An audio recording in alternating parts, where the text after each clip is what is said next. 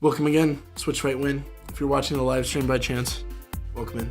Yes. We're debating all things Nintendo. All things Nintendo. Don't forget, live stream on Friday if you want to see us live and chat with us. 2:30 Pacific, 5:30 Eastern.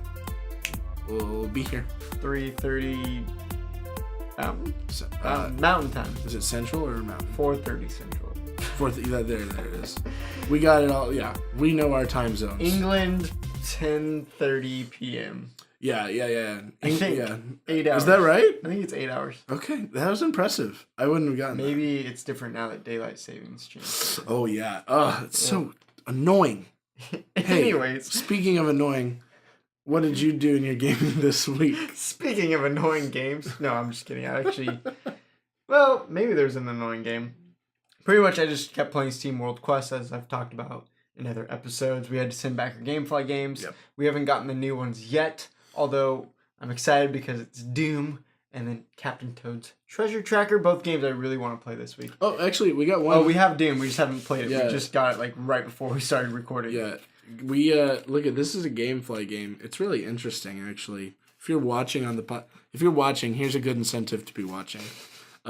So we have an envelope. It comes in this nice little envelope, which looks like it's fit for a disc, but it has a cartridge. It's so weird. Mail is so weird. You know what I mean? No, I don't know what you mean at all. Mail's just a strange concept in that you can just send. You can send things to people. It's so interesting. Anyway, that was yeah. Anyways, we have Doom. We have Doom. We're gonna play it this week. I'm excited for that. We didn't get a chance to play it yet, though. Yes, just got it. So, because we had some extra time, I just played a bunch of demos to try to get a taste of different games. Yeah, because we've talked a lot about, our top 100 list. I'm trying to get to a place where maybe I've at least played 3/4 of those games. Yeah. So, some level, I'm never going to finish that many of those games. But if I can get at least a taste of maybe 3/4, because I figure, there's going to be new games that come out that bump out others of the top 100. There's going to be a couple changes here and there. So I don't think I'll ever get to 100%. But if I can get somewhat close, that's kind of what I'm trying to do. So I played Box Boy and Box Girl, the demo, as I talked about in the last podcast. I thought it was okay. I'm not a huge fan of the single player mode, but I can see how the co-op would be a lot of fun. Yoshi's Crafted World, finally played that. Not a fan. Okay.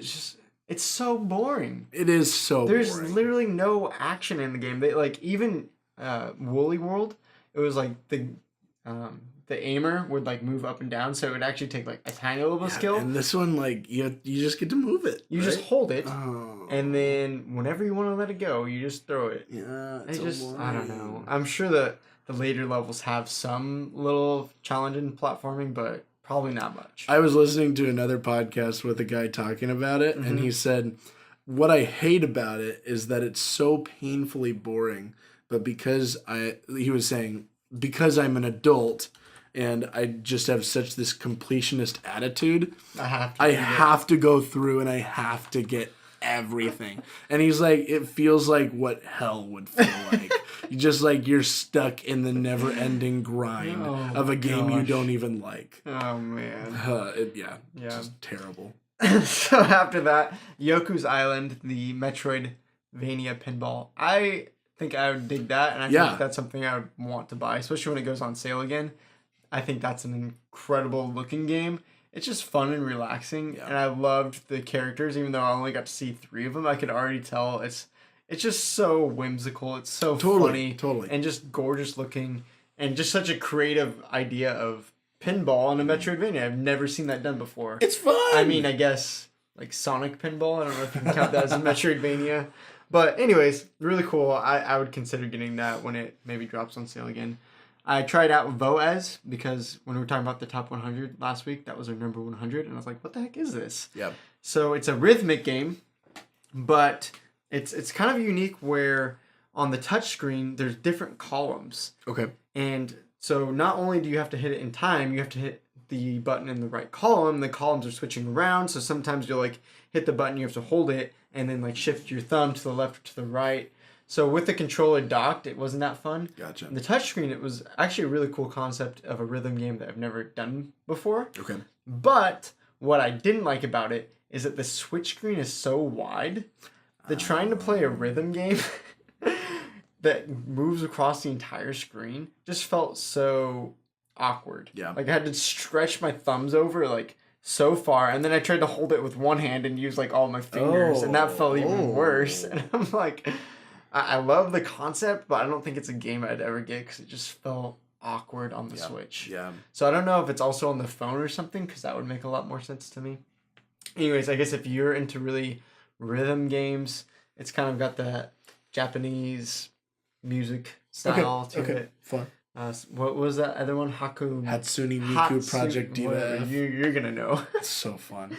And then the last demo I tried was ARMS demo.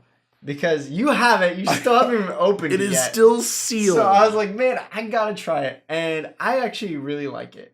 I think it might be a little bit frustrating with the motion controls, because motion controls, no matter how good you try to make them, even with the updated Joy-Con, HD, whatever, rumble and movement and stuff like that, there's still times where it's like, come on, that's not what I was trying to do. Right. And then you get punched in the face and you're like, that's annoying. Yeah. So it's kind of frustrating. I think you can actually play it without motion controls somehow. Can. But I feel like the appeal to me is the motion controls. It's like playing an updated version of Wii Boxing. Yeah. Like, so much cooler. Yeah. So I don't think I would want to play it with just a controller. It's not something that I'd maybe get into the multiplayer zone online and try to get like super in depth to it, but I could see it being a really fun party game or something in a tournament that would just be hilarious to watch. So yeah, I liked it. That's probably when I'll finally break it open. If we do when I do a tournament. Yeah, absolutely. Hey, well, Tim's here in the chat. How's it going? And we're talking about some of the games that we've been going over this week. And one of the games that I've been going over is Octopath Traveler. Give us the juicy hot take. Yeah, man. I talked about it a bit last week, and I put in probably another hour. And I didn't find anything that really made it like stand out to me. Okay. Not even the graphics. Yeah, I played in handheld. Maybe that was my problem. I just didn't see the like true depth of the game, both in its visuals, but also in its just kind of the style of the game. Not something I shouldn't say I didn't see the depth. More what I mean is I didn't care about the depth. Which maybe was kind of the problem I had with Mario Tennis as well. Is there's plenty of things that you could dive into, but because it just seems so pointless to be doing so, there's no. And I've heard great things about Octopath, and there's some people who love messing around with it, and it's in our top 20. Yeah, that's insane. That is insane. Okay, but even in handheld mode, I think the graphics are amazing. For a pixel art game, I can't think of another game that has such beautiful graphics, where they have depth of field, they have blurred out outer, the lighting is incredible. It's pretty. Yeah. To me, that absorbs me into an RPG when it looks so amazing. Like, cool, I really want to explore this world. Yeah, totally. But maybe because you didn't like the gameplay or the story, and you're not a huge JRPG fan. Right. And it didn't do enough for you. I'm only J rhythm music game fan. That's my genre. Okay. Absolutely. Man, if there was another Hatsune Miku game that came out on the Switch, like, yes. Like Voez? Oh, yes. You mean like what I just talked about? No, it sounds fine. It doesn't sound like, because it's the way that you describe it. Yeah, you can play it on the controller, but it seems way more for touchscreen controls. I'm not into that. Okay. Did you play anything else in Octopath this week? Just a little bit of Smash Bros. And when I was diving into Smash Bros, I got into Joker a little bit. Joker is ridiculously overpowered right now. But I just don't have interest in figuring out that character. There's a lot to it seems, and there's a lot of little timing things that you need to nail. if you could figure him out, like he's a guy that you gotta put the time in to figure him out. Okay. And if you do, you can be a master with it. But and like you can destroy everybody. Wow. But it's I only play cheap characters. I just want to do whatever I can to win. I don't want to have to put effort in. Yeah, which is why what's I the made point of Kirby. putting effort? Oh yeah, terrible. That's why I've made Kirby for 5 years, but I lost rights to Kirby in a bet, so I have to play Piranha Plant now. Oh man, Piranha Plant's my main. Very fun. All right, cool. So that was our gaming for the week. Yeah.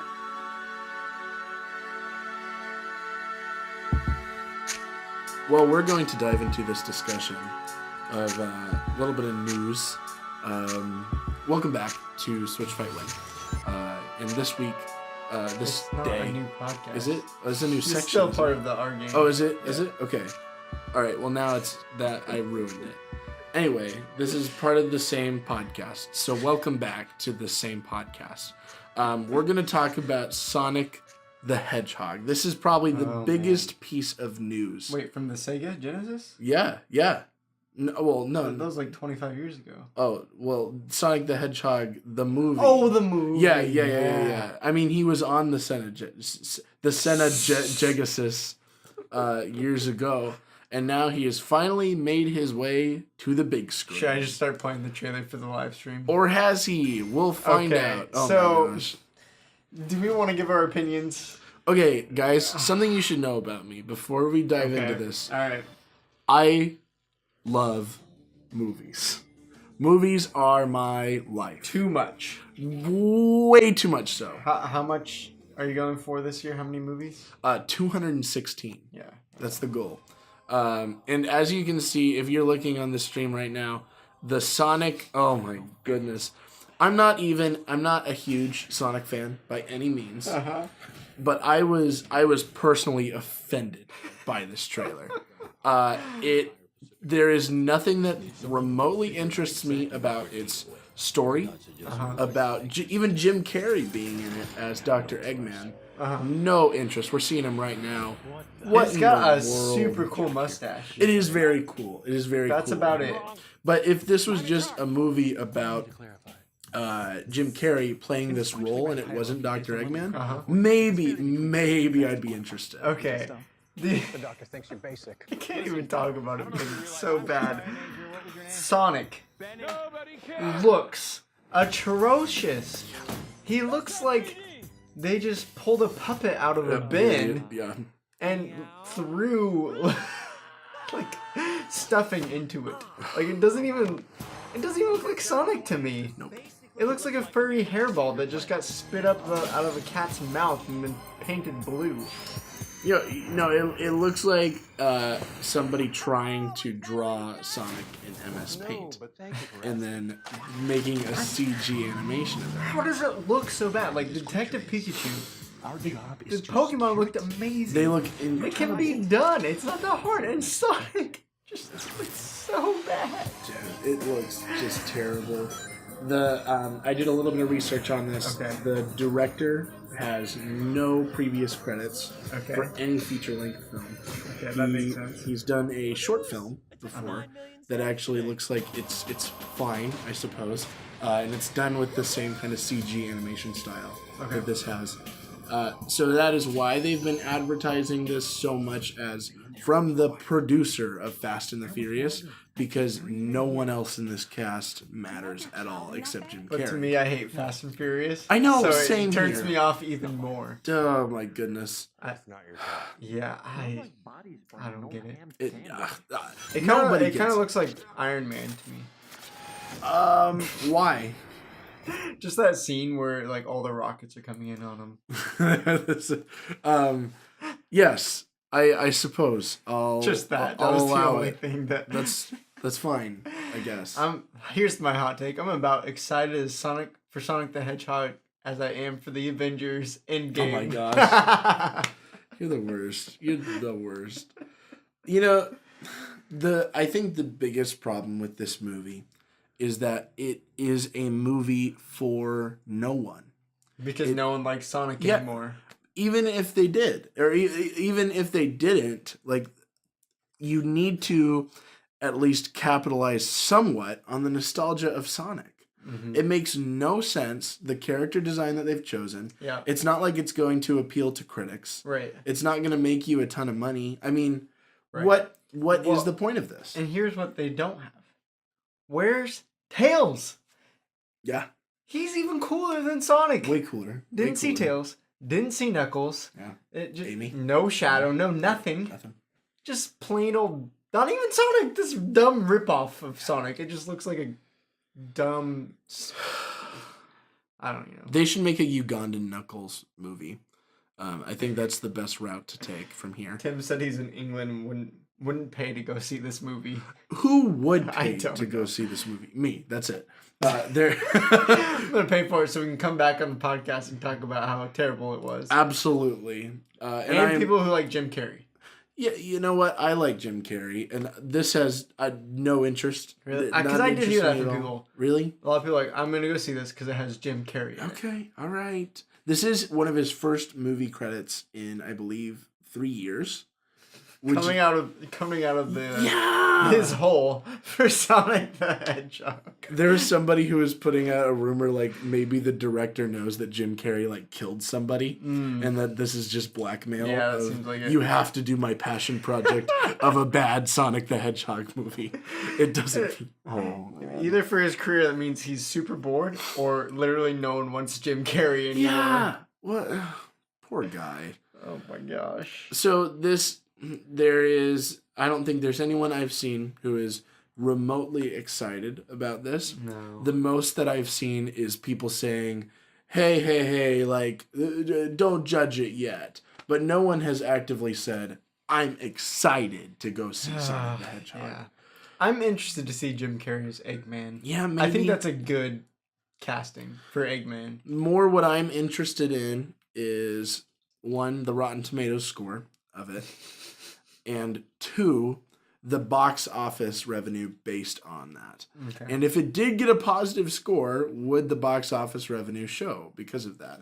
Or are people just so jaded about this movie already that even if it was remotely good for some reason... I don't know. It's interesting. I'm very excited to see its box office and the critics' review of it. All right. We will check it out then, and this can be a lead into or a little teaser for Detective Pikachu as well. True. We're going to see Detective Pikachu. I think we will be reviewing it. Yeah. So we'll review it a week after it comes out. Yeah. But you can tune in for that, I believe, 2 weeks from today. Mm-hmm. That'll be an exciting podcast. That is a movie I'm actively excited for. Yeah. It's going to be good. If you're not checking out for it, it comes out on May 10th. Right? Yes, that's May 10th. When it comes out. So we're seeing it a couple days later. But so since this is technically our news segment, there was one other thing we wanted to go over: the Nintendo Labo VR. Yeah.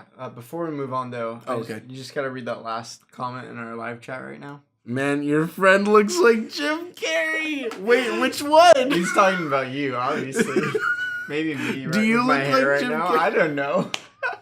Thought that was hilarious. Tim, if I spike my hair more, make it like super crazy, I can pull it off. Okay, Tim, this is Luke. I'm Zach. Which one of us looks like Jim Carrey? Both of us. Maybe that could be a definite possibility. All right.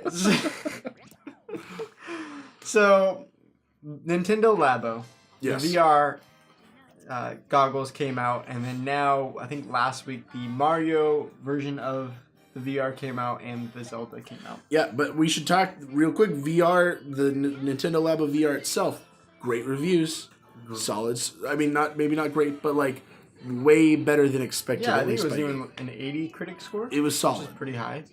And I was listening today to IGN's podcast, and I looked at a couple other YouTube's videos, and also Run Jump Stomp. Bill was talking about it because I was like, man, this is such a cool idea. How will they pull it off? And they pulled it off by not pulling it off. Absolutely. Here's the things I heard. It looks garbage because you're taking a 720p screen, cutting it in half. So just really low res. You see giant pixels as you hold it up inches away from your eyeballs. Which already sounded like a recipe for disaster. We were just hoping Nintendo could actually do something with it somehow. Yeah. Like we were hoping for miracles. Yep. But looks terrible. Mm-hmm. You have to hold it up to your face, as we've mentioned before. Mm-hmm. So you can't detach the Joy-Cons. You have to hold it up to your face and like put your elbows on a table or something, or like lay on the floor or something. I don't know how you're gonna play this for more than 10 minutes without getting super uncomfortable. And then I heard that because it's so low res and it just looks awful, that it made a lot of people sick. Oh gosh. And this is not something worth getting sick over. No. So Zelda VR was bad. Super Mario Odyssey, I heard people say it was slightly better, and like there's cutscenes, so it was interesting, and it felt like it was a little bit made more for those VR goggles, but it still wasn't worth the purchase of the goggles. Oh man. So I don't know. It's cool that they tried to implement this, but to me, because it's so bad, that it's starting to put a taste in my mouth where I feel like they just did this to sell those VR goggles. Because I know a ton of people are like, what? Zelda? Breath of the Wild? My favorite game in VR? Right. Super Mario Odyssey? Another one of my favorite games in VR? I have to buy this right now. It was like, insta-buy. I'm not going to think about how terrible this could possibly be. I just got to go buy it. Yeah. And now everyone's just like, this sucks. Man, they almost got me. They almost did. I have to say. There will be one day, absolutely, where I go out and buy it, but I don't know. Yeah, man. It's such a bummer. One, because I would look forward to playing Zelda in VR. That'd be awesome if it didn't suck. And two, now that they got such bad reviews, are they going to implement this in any other game? Right. If this went so poorly. Yeah. I don't know. Man. So anyways. All right, I guess that wraps up our news segment of things that suck this week. Yeah, no good news. No, absolutely not. Maybe we missed something. If there was any good news, please let us know. We need some good news from Nintendo. There's nothing. Okay. Nothing. Well, anyways, thank you guys for listening. I would love to hear your guys' thoughts, especially on that Sonic trailer, man. It's a piece of work. Absolutely. I mean, I'm curious if anyone actually liked it. There's not. Okay. So hit us up, Discord, Twitter, of course. Links in the show notes, and join us in the live chat next week. We'll see you guys later.